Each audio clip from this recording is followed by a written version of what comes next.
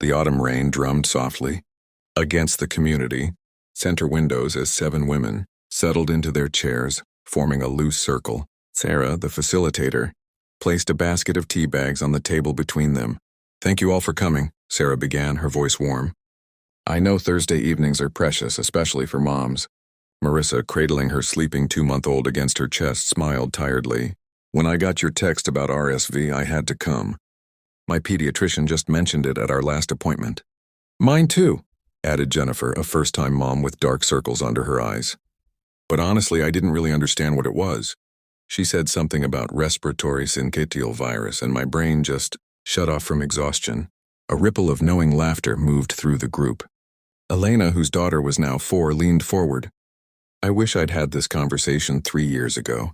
Maya got RSV when she was 5 months old. We ended up in the hospital for 4 days." The room grew quiet. Marissa instinctively pulled her baby closer. "What happened?" Jennifer asked softly. Elena's eyes grew distant. It started like a cold, runny nose, mild cough. But then her breathing changed. It got fast, shallow. She was wheezing. When I saw her ribs pulling in with each breath, she paused, steadying herself. That's when I knew something was really wrong. Sarah reached across and squeezed Elena's hand. "That must have been terrifying." "It was, and the thing is, everyone had told me babies get colds. That it's normal. So I kept thinking I was overreacting." Elena looked around the circle. "But RSV isn't just a cold. For little ones, especially under 6 months, it can be serious." Priya, a grandmother who'd come with her daughter-in-law, nodded thoughtfully. "In my generation, we didn't have a name for it. We just knew that sometimes babies got very sick in winter. My youngest had terrible breathing problems as an infant. Looking back, I wonder if that was RSV. The awareness has changed so much," Sarah agreed. "But there's still this gap between what doctors know and what new parents understand about prevention. So what can we actually do?" Marissa asked, unconsciously rocking her baby. "I feel like I'm already doing everything. Washing hands constantly, limiting visitors." "You're doing the important things," Elena said. "But I learned the hard way about some others.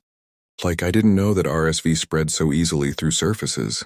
My older son was in preschool, and he'd come home with those little colds that didn't seem like much to him. But he'd share toys with Maya, touch her face. Kids are little germ vectors," Jennifer said ruefully. "My 3-year-old nephew came to visit last week. He kissed the baby about 50 times before I could stop him.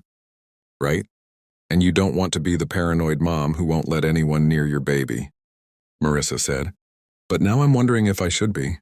Sarah pulled out some printed information sheets. "There's actually a medication now, not a vaccine, but something called nirsevimab. It's an antibody treatment that can help protect babies during RSV season. My pediatrician mentioned that." Jennifer sat up straighter. She said it was new this year. Something about 1 dose protecting them for the whole season. "That's right," Sarah confirmed.